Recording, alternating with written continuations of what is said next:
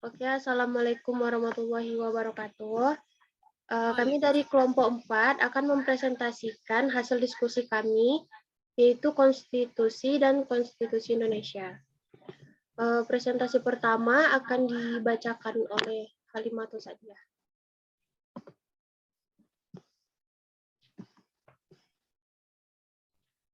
Sejarah konstitusi. Sebenarnya konstitusi atau constitution berbeda dengan undang-undang dasar atau Grundgesetz. Dikarenakan suatu kekhilafan dalam pandangan orang mengenai konstitusi pada negara-negara modern, sehingga pengertian konstitusi itu kemudian disamakan dengan undang-undang dasar. Kekhilafan ini disebabkan oleh pengaruh paham kodifikasi yang menghendaki agar semua peraturan hukum ditulis. Demi mencapai kesatuan hukum, kesederhanaan hukum, dan kepastian hukum. Begitu besar pengaruh paham kodifikasi, sehingga setiap peraturan hukum karena penting itu harus ditulis. Dan konstitusi yang ditulis itu adalah undang-undang dasar. Secara umum terdapat dua macam konstitusi, yaitu satu konstitusi tertulis, dua konstitusi tak tertulis. Konstitusi tertulis adalah aturan-aturan pokok pada dasar negara, bangunan negara, dan tatanan negara.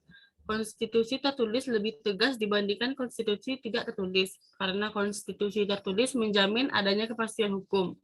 Ciri-ciri konstitusi tertulis adalah: 1. Memuat tentang organisasi negara. 2. Menjamin hak-hak asasi negara. 3. Terdapat prosedur perubahan undang-undang dasar. 4. Memuat larangan untuk mengubah sifat tertentu untuk undang-undang dasar. 5. Memuat cita-cita rakyat dan asas-asas ideologi negara. Konstitusi tertulis dicantum dalam dokumen tertulis. Perubahan atau amandemen dari konstitusi tertulis dilaksanakan melalui tahap-tahap yang ditentukan melalui kebijakan publik.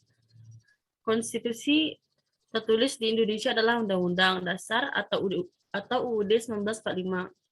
Slide selanjutnya akan dibacakan oleh Ashila Yuliandini. Baik, selanjutnya konstitusi tidak tertulis. Suatu konstitusi disebut tidak tertulis jika ketentuan-ketentuan yang mengatur tata negara tidak dalam bentuk naskah tertentu, tetapi melalui konvensi atau pemufakatan. Karena itu, konstitusi tidak tertulis sering disebut juga konvensi. Konvensi tidak tertulis biasanya merupakan kebiasaan ketatanegaraan yang sering timbul dalam masyarakatnya. Konstitusi tidak tertulis berbentuk kesepakatan bersama di tengah masyarakat dengan dasar kebiasaan tersebut.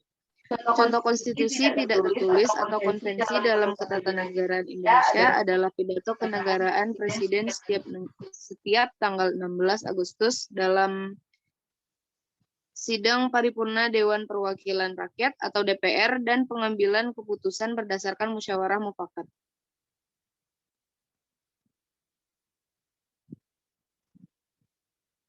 Hampir semua negara di dunia memiliki konstitusi tertulis atau undang-undang dasar atau UUD, yang pada umumnya mengatur mengenai pembentukan, pembagian wewenang, dan cara bekerja berbagai lembaga kenegaraan, serta perlindungan hak asasi manusia. Negara yang dikategorikan sebagai negara yang tidak memiliki konstitusi tertulis adalah Inggris dan Kanada.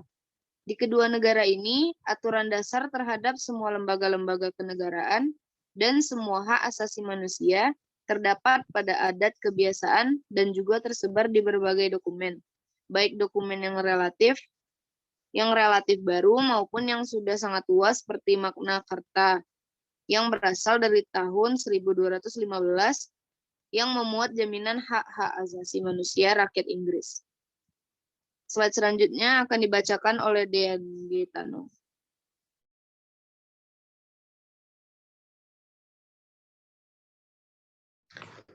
Terdapat beberapa jenis konstitusi yang pernah berlaku.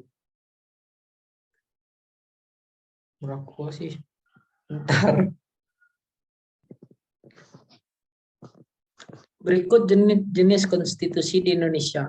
Undang-Undang Dasar 1945 merupakan konstitusi pertama yang ada di Indonesia.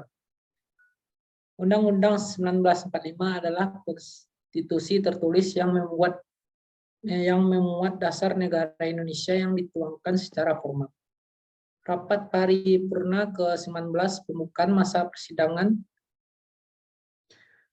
4 tahun sidang 2017 sampai 2018 diwarnai interupsi dari sejumlah anggota DPR terkait undang-undang MPR, DPR, DPD, DPRD. Konstitusi adalah segala ketentuan dan aturan tentang ketatanegaraan. Konstitusi yang berlaku di Indonesia saat ini adalah Undang-Undang Dasar 1945. Undang-Undang 1945 berbentuk dokumen tertulis yang memuat hukum dasar dan pedoman pembentukan peraturan. Terdapat beberapa jenis konstitusi yang pernah berlaku di Indonesia. Berikut jenis konstitusi di Indonesia. Undang-Undang Dasar 1945.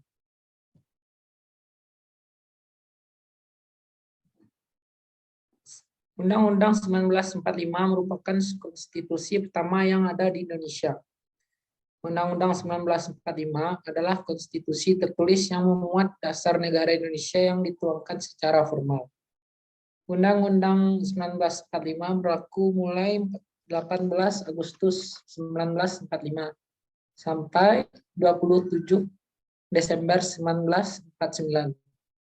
Naskah konstitusi adalah hukum dasar hasil karya Badan Penyelidikan Usaha-usaha Persiapan Kemerdekaan Republik Indonesia atau BPUPKI yang diubah menjadi naskah asli Undang-Undang 1945.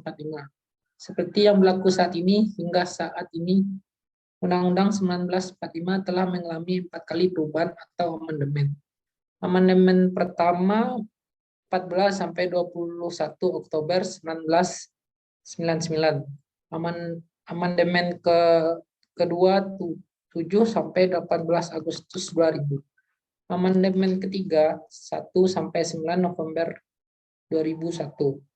Amandemen keempat 1 sampai 11 Agustus 2002. Undang-Undang 1945 hasil amandemen menggantikan Undang-Undang Dasar sementara atau UUD DS 1950 dan menjadi konstitusi yang berlaku hingga saat ini. Selanjutnya dibacakan oleh Dava. Oke. Konstitusi Republik Indonesia Serikat 1949. Konstitusi yang berlaku di Indonesia setelah berakhirnya UUD 1945 adalah Konstitusi RIS 1945. Konstitusi RIS berlaku pada 27 Desember 1945 sampai 17 Agustus 1950. Dalam Konstitusi RIS disediakan lembaga khusus yang diberi kewenangan khusus membentuk konstitusi tetap. Lembaga tersebut adalah konstituante. Perubahan paling fundamental dalam Konstitusi RIS adalah bentuk negara. Bentuk negara kesatuan diubah menjadi negara federal dengan sistem pemerintahan parlementer. Undang-Undang Dasar Sementara atau UUDS 1950. Satu ada UUDS 1950 merupakan konstitusi tertulis yang berlaku pasca Konstitusi RIS tahun 1949. Yang kedua ada UUDS tahun 1950 berlaku pada 17 Agustus tahun 1950 sampai 5 Juli 1959. Yang terakhir ada UUDS 1950 membawa kembali bentuk negara Indonesia dari negara federal menjadi negara kesatuan.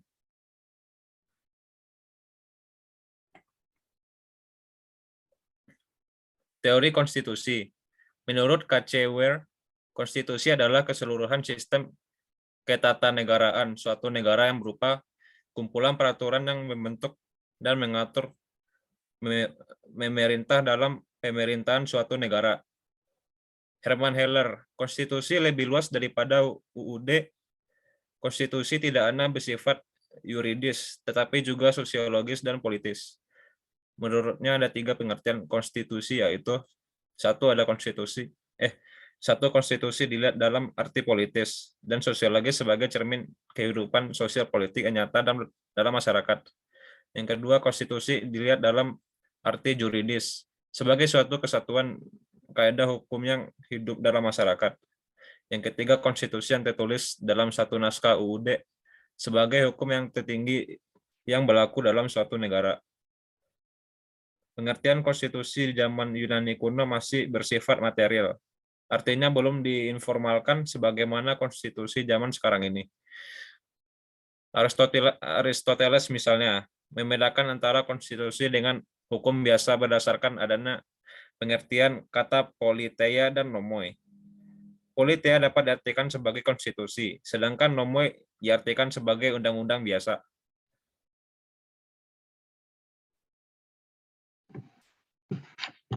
Oke. Sekian presentasi dari kelompok 4. Salah dan kurang kami mohon maaf. Assalamualaikum warahmatullahi wabarakatuh.